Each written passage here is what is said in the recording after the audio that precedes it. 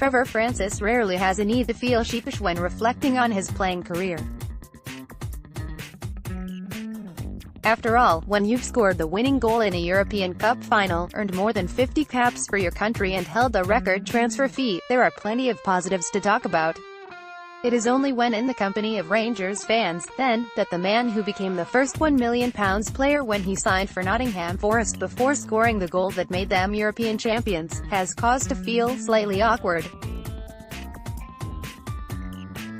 "I feel a little bit embarrassed that I'm held in such high esteem by Rangers fans," he admits during a chat to promote his new autobiography, One in a Million. "Whenever I meet them they're always so decent with me. And I keep thinking to myself, well, I didn't do much there. I could have contributed so much more. It comes as a surprise to the 64-year-old that his stay was only 6 months. I was sure it was a bit longer than that." After his former Sampdoria teammate Graeme Souness asked him to join him in Glasgow in September 1987.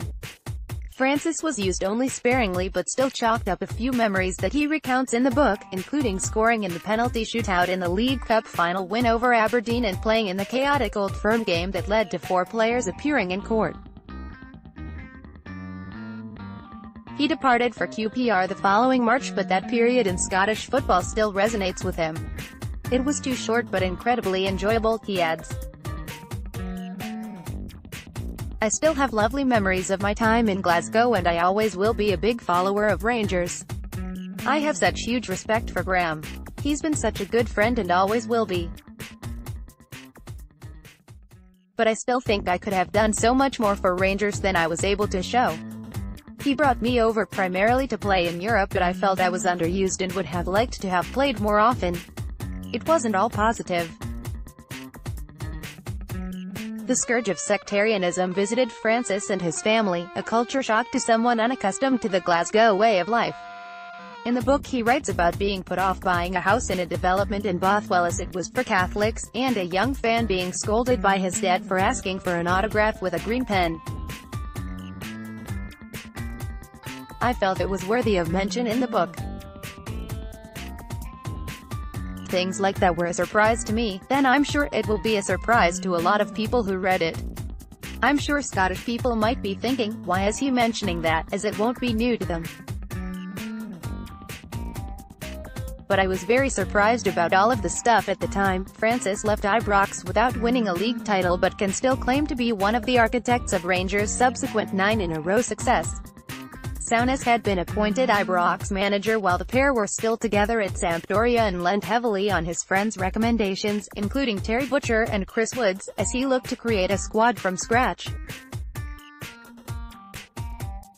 "It was nice to have played a part in that from the very start." Graeme sent one of the old Liverpool scouts to watch Rangers before he had taken over to see what would be needed. And the message came back that he would need 9 players. "I remember we were resting in our hotel room ahead of a game against Napoli and we were discussing different signing possibilities for Rangers. So I felt I played a small part in what he would go on to achieve in Scotland." It was Francis who suggested to Sampdoria that they should sign Souness from Roma, and the pair have been friends ever since. Debate over Scotland's best ever player tends to be a straight shootout between Denis Law and Kenny Dalglish, but Francis feels Souness deserves to be in the equation, too. "He was a very good midfield player. It's hard for me to say as an Englishman where Graeme ranks overall, but I think if you ask anyone in England for names of great Scottish players then most people would mention Souness alongside Dalglish and Law. Graeme belongs in that category." Francis has returned recently to media work, having lost his enthusiasm for it following the death of his wife, Helen, a few years ago. Italian football remains his predominant passion, but he also retains an interest in the Scottish game, especially since Steven Gerrard's appointment as Rangers manager. "That's an unbelievable first job for Gerrard to have in management," he added. "And he's doing pretty well so far. I think a lot of it will depend on how much financial backing he receives. He's got them up to second place, but there's still a considerable way to go before they can close in on Celtic." But Gerrard is doing well and I like his attitude. He's very calm and transmits that to his players. You don't see him ranting and raving too much on the touchline. He's a good guy and I hope he does well there at a special club, 1 in a million. The Trevor Francis story, with Keith Dixon, Pitch Publishing, £19.99. Let's block ads.